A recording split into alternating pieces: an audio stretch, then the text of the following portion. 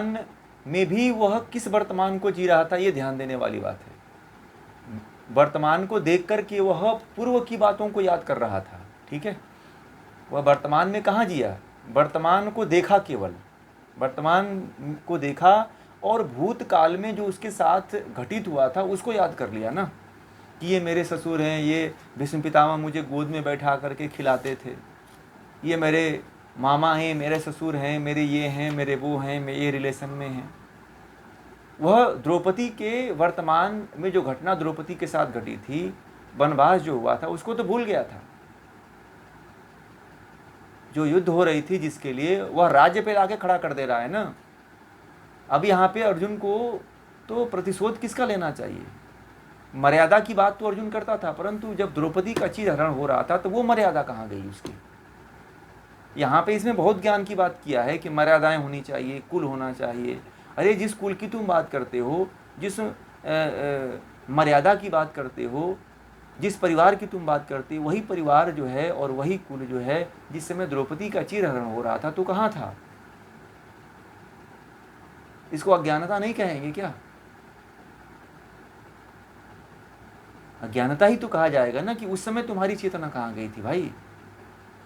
तुम इतने बड़े ज्ञान की बात कर रहे हो, तुम इस ज्ञान की क्यों नहीं बात करते हो। ये जो तुम जिनको बड़ा ज्ञानी समझ रहे हो, यह ज्ञानी कहाँ के हैं? ये कौन से ज्ञानी हैं ये लोग?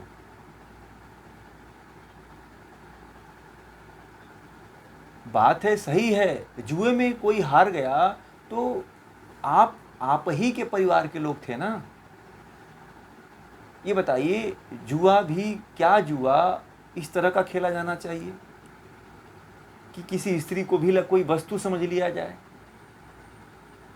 अब युधिष्ठिर की बहुत बड़ी गलती थी इसमें तो, और पांडवों की भी बहुत बड़ी गलती थी इसमें।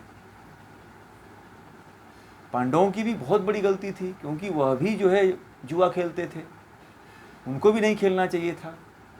और इसमें युधिष्ठिर को धर्मराज कहा जाता है, और धर्मराज होकर के भी वो दो बार जो है, पहली बार तो चलो किसी तरह से उनको राजपाठ मिल गया था, फिर दूसरी बार उकसाने के बाद जो है वो दूध कीड़ा खेलने के लिए चढ़े आए। तो ये इसको क्या कहेंगे आप? इसको मति भ्रम दोनों ही में कहीं ना कहीं गड़बड़ थी। परंतु एक स्त्री जो है, जिस कुल की बात कर रहा है अर्जुन, उस कुल की जो है वधू थी ना, बहू थी ना वो। तो क्या भीष्म पितामह की बहू नहीं थी? क्या द्रोणाचार्य की बहू नहीं थी वो? क्या धृतराष्ट्र की बहू नहीं थी वो? आप बताओ। दूध कीड़ा में चाहे भले हार जाए, ठीक है, परंतु क्या उनकी बहू नहीं थी वो? वहां पे तो उनको बोलना चाहिए था ना, भाई धर्म का मतलब क्या होता है। एक तो तुम गलत कार्य खिलवा रहे हो, जुआ खिलवा रहे हो राज्य में, एक राजा के आंखों के सामने ये गलत कार्य हो रहे हैं, जुआ आदि खेले जा रहे हैं, निकृष्ट कर्म किए जा रहे हैं, तो वहां पे भी तो रोक लगाना चाहिए। और राजा का कर्तव्य बनता है ना कि जुए को बंद कराइए सब। ये खेल के परिणाम जो होते हैं, जुए खेलने, ताश खेलने, ये गलत ही तो इस कर्म के फल तो गलत ही होते हैं ना, परिणाम।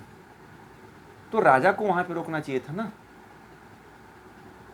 कहाँ गए थे भीष्म पितामह, क्यों कहाँ गए थे द्रोणाचार्य, जो इस तरह की जो कीड़ा जो हो रही थी वो क्यों नहीं बंद करवाए?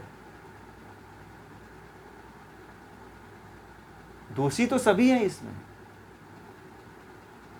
सबकी मति मारी गई थी। इसीलिए तो भगवान श्री कृष्ण ने इस युद्ध को अनिवार्य कहा कि यह युद्ध अब नहीं टलेगी, और इसीलिए शायद कोई बचा कहाँ, सबके सब मारे गए, क्योंकि सब ही लिप्त थे। जितने भी गलत कार्य, चाहे जुआ खेला गया तो, चाहे द्रौपदी का चीरहरण हुआ तो, उन सभी कार्यों में सब लिप्त हो गए थे।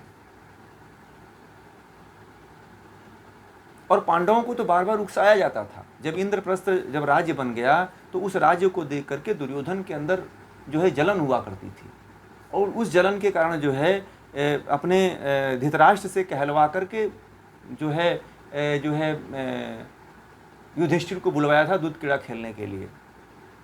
धृतराष्ट्र जो है खुद जो है युधिष्ठिर को बुलाए थे, आमंत्रण दिए थे कि आओ एक बार और आप लोगों का मनोरंजन हो जाए।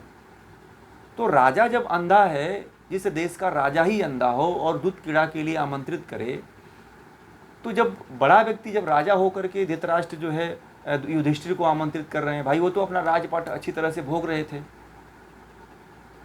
इंद्रप्रस्थ जो है कहीं हस्तिनापुर से ज्यादा संपन्न हो गया था, बलशाली हो गया था, परंतु क्या था, ये देखा नहीं जा रहा था दुर्योधन को। इसलिए जो है इनको बुलवाया। वो राजसूय यज्ञ जो हुई थी उसमें उसका अपमान हुआ, क्योंकि पांडवों का उसमें मान मर्यादा सम्मान बहुत ज़्यादा बढ़ गया था। इसलिए दूध कीड़ा में बुलाया कि इसको हराया जाए। शकुनी जो है इसके लिए जो है बड़ा फेमस था, दूध कीड़ा में जो है छल करने का। वो छल करके इनको हरा दिया और हरा करके इनको जान करके इस परिस्थिति में खड़ा किया। तो जब जानते थे, ये यहाँ तक कि भीष्म पितामह भी जानते थे शकुनी छली है, धृतराष्ट्र को भी पता था, क्योंकि ये सभी सबको पता था, सबके आंखों के सामने ये हो रहा था, परंतु सब आंखों के अंधे थे, हो गए थे, इसीलिए सबको मारना पड़ा ना। ये खुद अधर्म का साथ दिए ना ये सभी लोग। जो अर्जुन जो धर्म की बातें कर रहा है, कुल मर्यादा की बात कर रहा है, वह कुल कहाँ गया था उस समय जब जो है यह कांड हुआ। यह बात समझने वाली, यही तो टू दी पॉइंट है कि आप और हम यहीं पे एक व्यक्ति को बिना सोचे समझे, बिना इसका निरीक्षण किए, बिना पढ़े, बिना समझे हम बोल देते हैं कि ये गलत हुआ था। किसी दूसरे की बात को सुन करके नहीं निर्णय लेना चाहिए कि ये गलत था, ये सही था।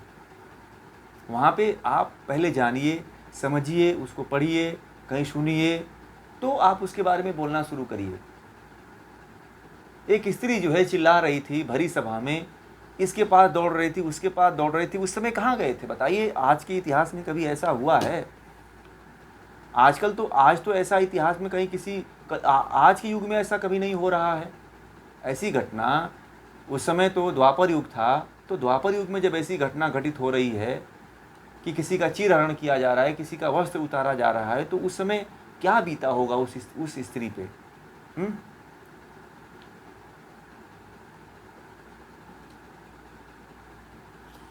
है कि नहीं? सही था कि नहीं सही था? आप भी उसको जो है भगवान श्री कृष्ण के जो न्याय था, आप उसको सही कहोगे, इस कारण सही कहोगे आप। भगवान श्री कृष्ण जैसा कोई न्याय व्यक्ति था ही नहीं। नीतिकार उनको कहा जाता है। अमेरिका आदि में कहा जाता है कि अमेरिका में लोग जो है, विदेशों में जो है लोग भगवान श्री कृष्ण को दुनिया का सबसे बड़ा नीतिकार मानते हैं।